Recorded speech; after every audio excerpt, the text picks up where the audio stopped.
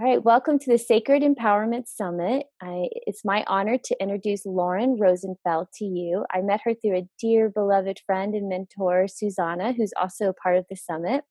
I'm going to read you her bio. She believes that the mundane details of our life are the stepping stones on our intimate path of the spirit. She is a professional soul declutterer who helps her clients release emotional and spiritual clutter that is preventing them from their freedom. Ooh, I like that.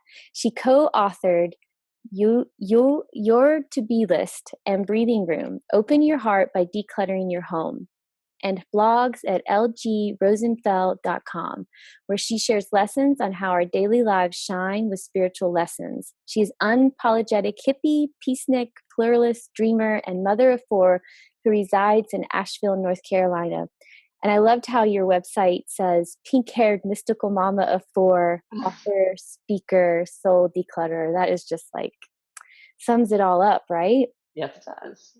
Yeah, well, thank you so much for your time, Lauren.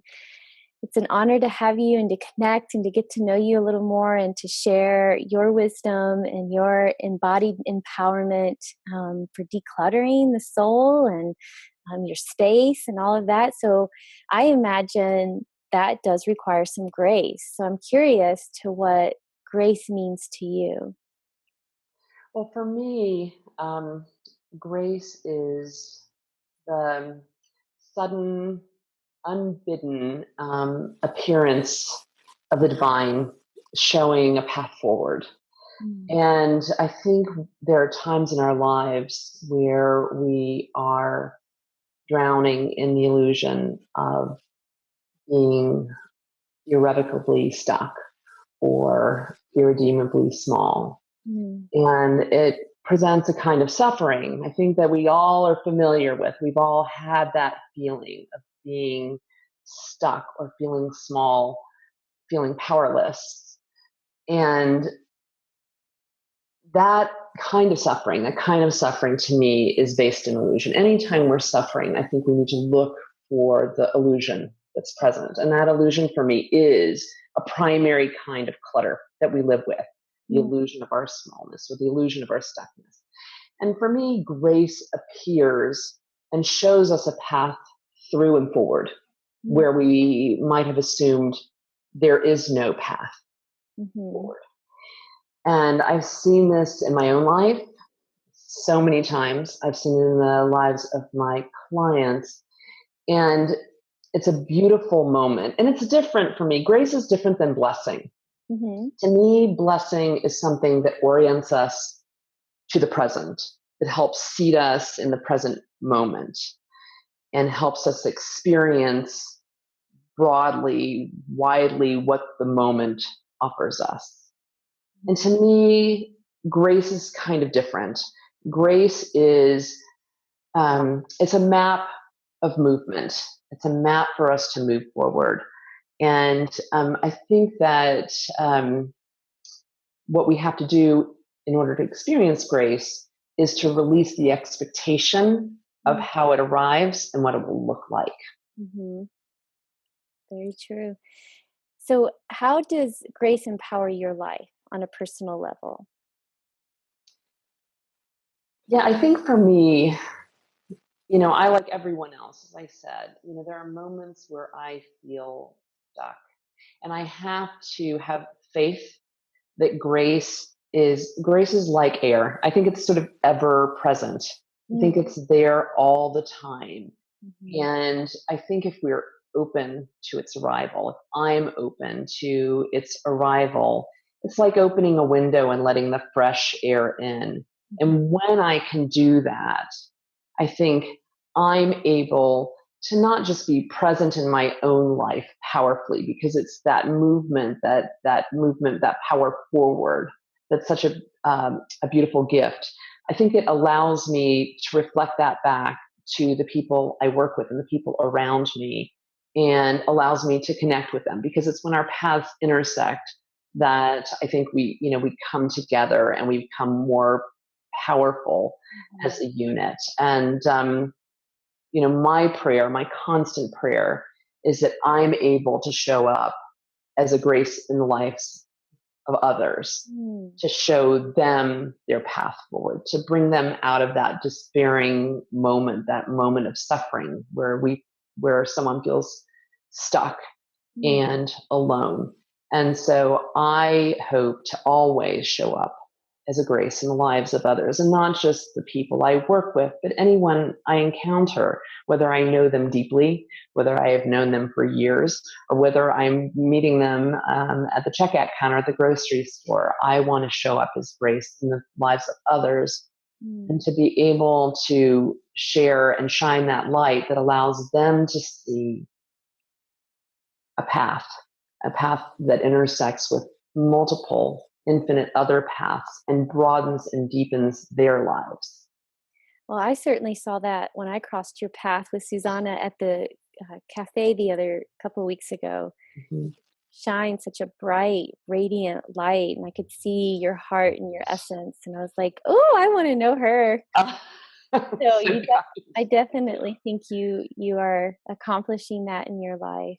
In our brief, encounter, I got a glimpse of it. So, do you have a story about a time grace got you through? Yeah, um, as you mentioned, I'm a mom of uh, four children, and they're now teenagers and young adults. So they are 16, 17, 19, and 20. And two of my children came to me through the blessing of birth, and two came through the blessing of adoption. And my oldest son, when he came to us, he was 4 years old, and he had been living in an orphanage for the first 4 years of his life, and he had suffered a lot and had felt alone, and that manifested through a lot of sadness and a lot of anger. Mm. And it was difficult for me as a mother at first. I didn't know quite how to help him. Like, none of the things I knew about parenting prior to that informed my parenting practice with my son. And there was one day that I was feeling Mm. really in despair. And I was in my car alone and crying and just feeling like nothing I was doing was working. And I sent out a prayer. I was sort of driving west into the sunset, and I prayed that he'd be touched by healing and compassion, and that he could see who he truly was, and that he could feel love and offer love. And in that moment, I heard very clearly an answer. Um, and again, as I say, we have to let go of our expectations of how the answer is going to come to us. And the Mhm. answer came to me, and the answer was, "You're the answer to everything you prayed for." Mm. And so while I was sort of seeking outside intervention, the answer that I received was put me squarely back in my own role as a mother, and told me that everything that I was asking for were things that I had to give. And that was a critical turning point that gave me a path forward to my son's heart in a way that I hadn't understood before. Mm. All of these divine elements that I was looking for were in fact channeled through me to Mm. him, and that I was given the opportunity, this blessing of being his mother, in order to give him these very things that I was asking for. Mm. That was a real powerful moment of grace. And the answer wasn't the answer that I thought I'd receive. Mm. It was a very different answer, but one I think that broadened me and deepened me, and helped me see my responsibility to my child in a different way, um, than I had before. Now, this isn't to say that, ultimately his coming to know who he was entirely my job, that it was entirely my role or entirely my intervention. but also my being open to connecting with others, to Mm-hmm. connect him into his own humanity through the medium of many, many other people and graceful, blessed, loving souls. But I think that's to me, an elemental experience of grace. That something arrives and shows you a map with a clear highlighted path, but not the path that you anticipated. And then there has to be a willingness, I think, too, to follow through on that. Because grace shows us the way, but grace can't make us walk the path. Mm-hmm. We have to find the willingness, the strength, and the courage to walk the path forward we've been shown. Mm-hmm. Because it's a meeting. It's a meeting of the divine ultimately. And and that is not always easy. And it's not always free of fear. Mm-hmm. It is a power path. It's a powerful path and a compassionate path forward. That's such a beautiful story. Thank you so much. Oh, absolutely. So Yeah. touching. Yeah, always the answers are inside of us. And I love what you said about you didn't get the answer you thought you would get, that, oh, if you go do this or go find this person or read this book, then you'll know what to do. It's like, Mm-hmm. yeah, you just we're empowered in that moment to show up as the mother that you were meant to be. And oh, it's so beautiful. So, do you have any advice on someone how they can cultivate more ease and grace in their life? I think I'll go back to what I said before. I Mm-hmm. think sometimes we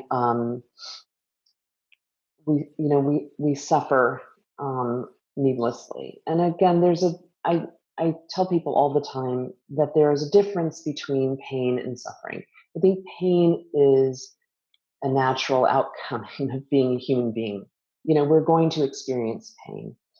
Suffering is when we feel like our pain is immovable. Mm-hmm. And we don't have to suffer. We don't have to suffer at all. And I think whenever we're feeling that we're suffering emotionally, we have to look for the illusion that's the seed of that suffering. What is the thought that we're attached to that's causing the suffering, that's rooting us in that stuckness? Mm-hmm. And I think when we do that, I think we open ourselves to grace. I think we have to feel there's something outside of us that will, when we allow it in, will bring us back to ourselves, back to our deep, wise, elemental selves. All gurus, all teachers who are worthy are always going to point us back to ourselves. The divine will always point us back to ourselves and show us this vast and beautiful landscape within, with many, many pathways. Mm-hmm. But we have to be willing to relinquish the thoughts that are causing our suffering, because there is a tempting familiarity with that thinking. There's a temptation to stick with a thinking that's familiar, even if it's causing us pain, even if it's causing us suffering. And we have to be able to offer that up. Mm-hmm. Yeah. Offer up, sacrifice the familiar with the faith that something new, unfamiliar may open up for us. And that's the path of grace. Mm. Oh, so beautiful and deep and juicy. Thank you so much. If someone wants to find out more about your books or your speaking engagements, or they need to reach out to you for coaching, how can they find you? Well, my website is lgrosenfeld.com. So it's letter L, letter G, rosenfeld.com. And there they'll find information about the books, blog, and how to contact me. And I'd be happy to hear from anyone who's feeling they're ready to let go of those difficult thoughts, those seeds of suffering that they carry, and how they can let those go. And that's my work. And Mm. I'd be happy to talk to anyone who's willing to move forward on that path. Yeah, you're going to help people weed their gardens. Yes, absolutely. Yeah. Absolutely.